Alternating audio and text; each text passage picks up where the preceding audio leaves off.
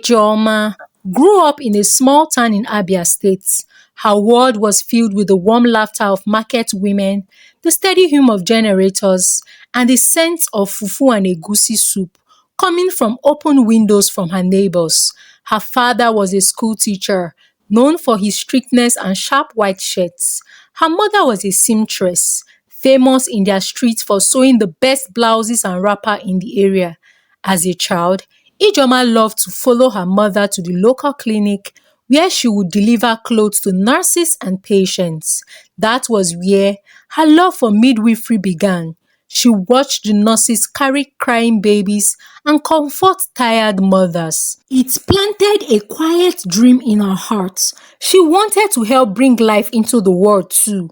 When she gained admission to study nursing and midwifery, her parents were overjoyed. Her father slaughtered a chicken to celebrate, and her mother danced in their small compound singing praises in Igbo.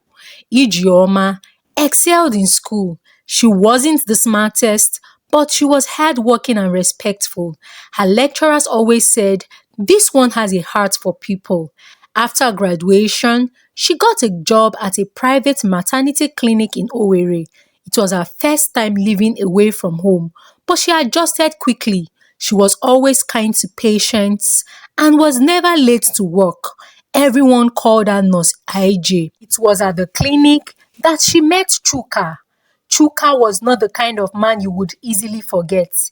He had a deep voice, clean haircut, and always smelled of expensive cologne. He had come to the clinic one morning to pick up his younger sister who had just delivered twins. He noticed Ijeoma because she was the only nurse who spoke kindly to his sister throughout her labor. When he first approached her, she thought he wanted to complain about something. Instead, he smiled and said, "You have a beautiful heart." They started talking from that day. At first, it was just small conversations. He would come to the clinic with food or gifts for his sister, but he always waited to see Ijeoma too. Gradually, their chats turned into calls, and the calls turned into visits. Chuka was a businessman. He ran a small electronics store and lived with his mother in a big compound house in Owerri. He was gentle, generous, and seemed genuinely interested in Ijeoma's life. 3 months after they started dating, he proposed. It was under the mango tree. Beside the clinic during her lunch break, he brought out a small ring and a bigger smile. "You are the woman I want to spend my life with," he said. Ijeoma was overwhelmed with joy. She called her parents that night and they gave their blessing. After their traditional marriage, Ijeoma moved into Chuka's family house. The house was big and painted yellow with green iron gates. Mama Chuka lived upstairs while Ijeoma and Chuka stayed downstairs. At first, everything seemed peaceful. Mama Chuka welcomed Ijeoma with kola nuts and a wide smile. "You are now my daughter," she said. But soon, little things began to change. Mama Chuka complained about how Ijeoma cooked her soup. "You young girls don't know how to put heart into food," she often muttered. Sometimes she entered their room without knocking, insisting she was checking on her son. Chuka never said much. He never complained. He only said that is how his mother was, and that Ijeoma should not take it personal. Ijeoma tried her best. She cleaned, cooked, and respected everyone in the family house. But the pressure of being a new wife in a family house was growing. She found peace at the clinic. Being a midwife gave her purpose, and each baby she helped deliver reminded her of joy, of why she chose this path. Her parents loved her, and her colleagues admired her. Still, Ijeoma still missed home. Sometimes she would sit on the veranda and think about her mother's laughter and the smell of fresh akara in the mornings. Then, one morning, she noticed she felt different. Ijeoma woke up with a sour taste in her mouth and strange ache in her back. She dismissed it at first, but when the nausea started and her period delayed for 2 weeks, Ijeoma bought a test it, she locked herself in the bathroom and waited. When the two lines appeared, she gasped, "I am pregnant!" Her heart beat fast. She wasn't afraid. She was excited. She wanted to be a mother. She smiled as she touched her stomach. Chuka came back home late that evening. He was tired from the shop. His shirt drenched with sweat. She waited for him to bath and eat before telling him, "I am pregnant," she said softly. He looked at her, stunned. Then he smiled, then laughed, then lifted her off the floor. "You mean it, Ijeoma? You mean I am going to be a father?"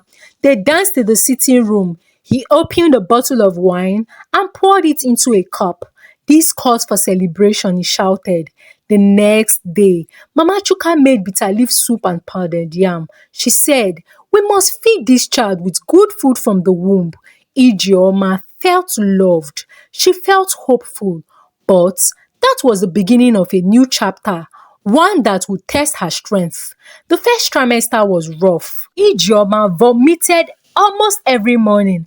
Her back ached. Her nose became sensitive to smells. Even her favorite perfume made her dizzy and choke. Chuka tried to help at first. He brought her pepper soup, rubbed her back, and massaged her feet. But as the months passed, his effort reduced. He started coming home late, complaining about work. Mama Chuka became more demanding. "You should be up by 5 a.m. Pregnancy is not sickness now," she often said. Ijeoma began to feel lonely in a house full of people. She missed her clinic, but she took a break from work. In her second trimester, her body needed rest. Her skin darkened. Her hair began to shed. She had stretch marks on her thighs and a strange smell she couldn't seem to get rid of, no matter how much she bathed. One evening, as she sat outside, trying to catch her breath, she overheard Chuka talking to a friend on the phone. "Guy, I swear, since this my wife got pregnant, she dey smell. Even after bath, the thing no dey gree go." Ijeoma froze. Her heart dropped like a stone. She got up, walked slowly back inside, and shut the door. She didn't cry. She just lay on the bed and stared at the ceiling. After that night, something changed in Ijeoma. The way Chuka's word pierced her heart left a wound she didn't know how to heal. She no longer looked at him the same way. She no longer spoke with her usual cheer. A part of her joy slowly faded. Chuka didn't seem to notice, or maybe he did, and chose to ignore it. He became even more distant. He left home early and came back late. Sometimes he wouldn't return at all until the next morning. Whenever Ijeoma asked questions, he would wave her off with, "I am busy. Don't stress me, oh." Machuka didn't help matters. She started accusing Ijeoma of laziness. "All you do is to lie down and sleep. My own mother farmed till the day she gave birth. When I was pregnant for Chuka, your husband, I went to the market every day selling tomatoes," she said one morning. Ijeoma tried to speak to Chuka about the way his mother spoke to her, but he simply said, "Please respect my mother. Oh. Don't talk anyhow about my mother." Her body was changing fast. The pregnancy reached the 6th month, and Ijeoma could barely sleep at night. Her feet were swollen, and every movement felt like carrying a bag of rice on her waist. She wanted comfort. She wanted love. She missed home terribly. One night, after crying herself to sleep, she woke up with a strange wetness between her legs. At first, she thought it was urine, but when she looked down and saw a stain of blood, she screamed. Chuka wasn't home that night. Ijeoma screamed until Mama Chuka rushed in. "What is it? What is happening?" she asked in panic. "I am bleeding, Mama. I am bleeding," Ijeoma cried. They rushed to the hospital. Mama Chuka held her wrapper tight as they waited for the doctor. Ijeoma couldn't stop shaking. She kept whispering, "Please, let my baby be safe. Please, God." The doctor finally came and examined her. He said, You have a threatened miscarriage. You need complete bed rest and minimal stress. Ijeoma was admitted for 2 nights. Chuka showed up the second day, holding a small nylon of oranges. "How are you now?" he asked, sitting at the edge of the bed. Ijeoma stared at him. "You left me. I almost lost our child, and you weren't even there." He sighed and said, "I am sorry. I didn't know. I was with a client in Enugu." She didn't believe him, but she didn't argue either. After she was discharged, the doctor insisted she must not stress herself. Mama Chuka scoffed at the instruction. "So, she will now sit down like a queen while I will do all the housework? Impossible oh." From that day, Ijeoma did only the basics. She stopped worrying about being the perfect wife or the perfect daughter-in-law. Her priority became her baby because she did not want to lose her child. But the emotional weight inside her kept growing. As her belly grew larger, so the whispers around her. People in the compound started talking. Some neighbors made sly comments. "This pregnancy don turn am to another person oh. See as she dey smell these days," one woman told another. Ijeoma heard it. She heard everything. She was standing by the window when she heard them talking. She became obsessed with bathing. She scrubbed her body thrice a day. She sprayed perfume until her nose hurt. But still, the smell didn't leave. She went to the hospital to complain. The nurse smiled kindly and said, "It's common in some pregnancies. Hormonal changes can affect body odor.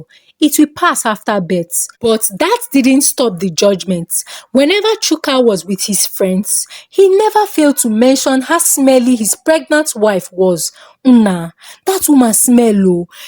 Her smell is something else, like rotten fish." His friends busted out laughing. Chuka stopped touching her.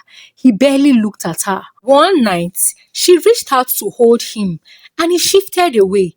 "I can't," he said. "You need to do something about that smell. It's affecting me." Ijeoma coiled into herself that night. She cried until her pillows were soaked. She stopped going to church. She stopped visiting friends. She stayed indoors, locked in a world of shame and silence. Her only comfort was talking to the baby in her womb. "You are still my joy. I endure everything for you," she would whisper. But even her strength had limits. One day, without prior notice, Ijeoma's mother showed up. She had heard from a friend that Ijeoma wasn't doing well. She came with a basin of okazi soup, fresh palm oil, and a warm arms. When she saw Ijeoma, she gasped, "My daughter, what happened to you?" Ijeoma broke down. She let the tears fall freely. "Mama, I am tired. I am really tired." Her mother stayed for a week. She cooked, cleaned, and rubbed Ijeoma's back. She even confronted Mama Chuka one morning. "She's carrying your grandchild. If you cannot help her, then leave her alone." Mama Chuka rolled her eyes and scoffed. "Because she is carrying the savior of the world in her womb, Okwaya." She hissed and walked away. Chuka too started staying out even longer. He didn't like the way Ijeoma's mother spoke to him. "Tell your mother to mind her business oh," he said. After a week, Ijeoma's mother sat her down. "You have to be strong. I don't like what I see, but I also know this child inside your womb is worth fighting for. Endure, my daughter. Just a little more. You're an African woman." She hugged her tightly before leaving. Ijeoma cried as she watched the bus her mother boarded drive away. She wished she could go with her mother. The final months of the pregnancy were the hardest. Ijeoma barely slept. She had constant heartburn. Her legs ached terribly, and her back felt like it would snap. She started counting down the days to her due dates. Her cleaning job was a distant memory now. It was a private job, and since she was not present at the clinic, it was without pay. She missed being useful. She missed being seen. as she had to stop working because it was a high-risk pregnancy. Chuka now treated her like a stranger. They no longer spoke unless necessary, and when they did, it was often with tension. One evening, while trying to reach for a cup in the kitchen, Ijeoma slipped and fell. She screamed in pain. Chuka was in the living room but didn't rush to help. It was Mama Chuka who came running. They took her to the hospital again. The doctor said there was no major harm, but she had to stay overnight for observation. Alone in the hospital, Ijeoma stared at the ceiling. She was tired, physically, emotionally, and spiritually. She whispered to herself, I smell like pain, like sacrifice, like hope. I just want this baby to come safely. Then I would decide what next. Her hands gently rested on her belly. The baby kicked, and she gave a faint smile. The delivery was supposed to be a moment of joy, but for Ijeoma, it marked the beginning of something darker. She lay in the hospital bed, her baby girl wrapped in soft fabric beside her, but her smile had faded. The nurses congratulated her, but she barely heard them. Chuka was nowhere in sight. He didn't show up for the delivery, not even a phone call. When Mama Chuka finally arrived, she looked at the baby and said, a girl? Anyway, she looks like Chuka. But there was no warmth in her voice, just observation. No hug, no smile, no celebration. Back home, Ijeoma stepped into a colder world. Her mother-in-law refused to carry the baby, saying she was too tired. Chuka returned 2 days later, claiming he had traveled for business. He didn't apologize. He barely touched the baby. At night, Ijeoma cried quietly while breastfeeding. Her body was sore, her nipples cracked, and her emotions were raw. She expected support, comfort, celebration. Instead, she got silence. She started to feel something she couldn't name, a heavy sadness that didn't leave. Even when the baby smiled, it didn't reach her heart. She was drowning in silence and in tears. Maybe I'm just tired, she told herself. But it wasn't just tiredness. It was deeper. It was lonelier. Days turned into weeks. Ijeoma stayed indoors, barely speaking. The baby grew healthy, but Ijeoma grew weaker and thinner. She would forget to eat. She bathed only when she remembered. Her hair became tangled, her skin dull. Chuka noticed, but said nothing. One night, he turned to her and said, You are not even trying anymore. Look at yourself. Is this how mothers behave? See the way you look. See stretch marks everywhere all over your body. His words cut deeper than any wound. She wanted to scream, to tell him she needed help, but she said nothing. She started to avoid looking in mirrors. The woman staring back was not the Ijeoma she knew. She used to be joyful, strong, kind. Now, she was a ghost in her own life. She went back to the clinic where she worked 3 months after delivery. Her colleagues were shocked by her appearance. One of them, Nurse Bisi, pulled her aside. IJ, what is going on? You look lost. Ijeoma tried to smile. I am fine. I am just tired. But Bisi didn't believe her. You are not fine. This might be postpartum depression. You need to see a doctor. Ijeoma had heard of it before, but never thought it could happen to her. Depression? No, she was just overwhelmed. That's what she told herself. One afternoon, Bisi visited her at home. She brought soup and diaper. Ijeoma was surprised. Visitors had become rare. They sat on the veranda, watching the baby sleep in a cot. I know what you're going through, Bisi said gently. After my second child, I didn't leave my room for weeks. I wanted to run away. I wanted to vanish. But I got help, and you can too. Ijoma's eyes welled up. It was the first time someone acknowledged her pain, the first time someone saw through her. BC helped her book an appointment with a therapist in town. The woman was kind and patient. She asked questions that opened wounds, but also offered relief. You are not broken, the therapist said. You are a woman who gave everything and got nothing in return. It's okay to feel this way. For the first time, Ijoma cried freely. It felt like rain washing over dry soil. With therapy, her healing began slowly. The more she healed, the more she saw Chuka for who he had become. He barely looked at their daughter. He complained about expenses, about the cost of baby food, about diapers. He spent nights outside the house. One evening, Ijoma found a strange perfume on his shirt. Not hers, not their babies. She didn't fight him. She just asked, are you seeing someone else? He laughed. You think I'd stay here with a woman who looked like an old rag with plenty stretch marks? No now. Wake up. Ijoma. I deserve better. That night, she made a decision. She packed a small bag, diapers, baby clothes, her certificates. She carried her sleeping baby on her back and left the house. She didn't go far, just to a friend's place for the night.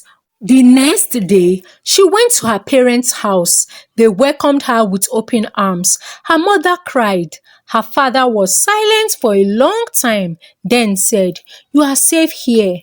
You are still our child." Back in her hometown, Ijoma started all over. She enrolled in a midwifery refresher course. She volunteered at a local clinic. People remembered her kindness, her patience. They were happy to have her back. Her parents helped with the baby. Her mother sang lullabies every night. Her father walked the baby around the compound. One morning, after a night shift at the clinic, Ijoma stood by their house. The sun was rising. She held her baby close and whispered, "Your name is Amarachi. It means God's grace, because even in the darkness, you are my light." She wasn't healed completely. The scars were still there, but each day brought new strength. She began to smile again, to laugh, to hope. People in the village started calling her Nurse Hope. They said she brought calm to crying mothers, peace to noisy words, and deep inside, she knew she was not the same woman who once begged for love in a cold house. She was becoming herself again.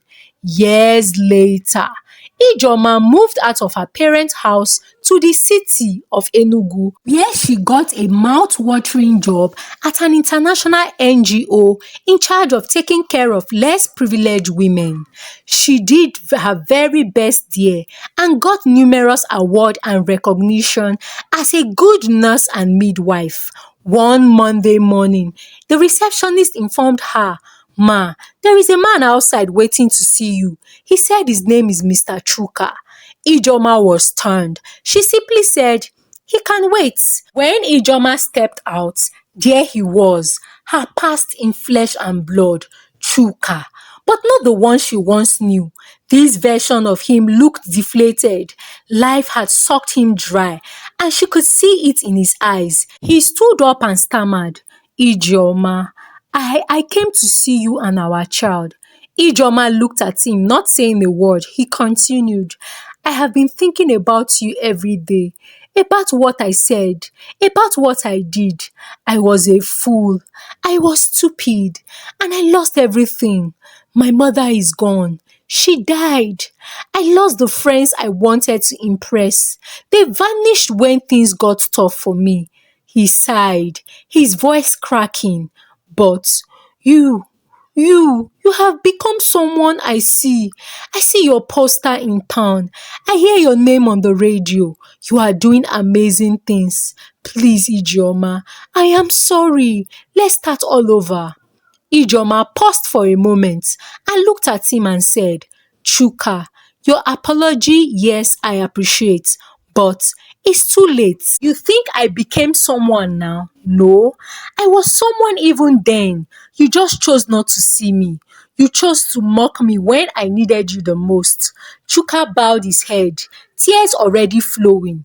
You left scars, Chuka, not just emotional. You bruised the soul of the very woman who bore your child. And now, because life has dealt you some of the karma you earned, you think you can walk back and find me waiting. Chuka, I am not that woman anymore, Ijoma said, leaving him to wallow in regret. Thank you for watching. Dear viewers, if you were Ijoma, will you accept him back into your life? Share your thoughts in the comment section. Kindly share with us the valuable lessons you have learned from this story in the comment section as we interact. Like this video please, and do well to kindly share out this video to your loved ones. Subscribe to this channel if you're not already subscribed. Thank you. Until I come your way again with another story, for now, from me, it is bye.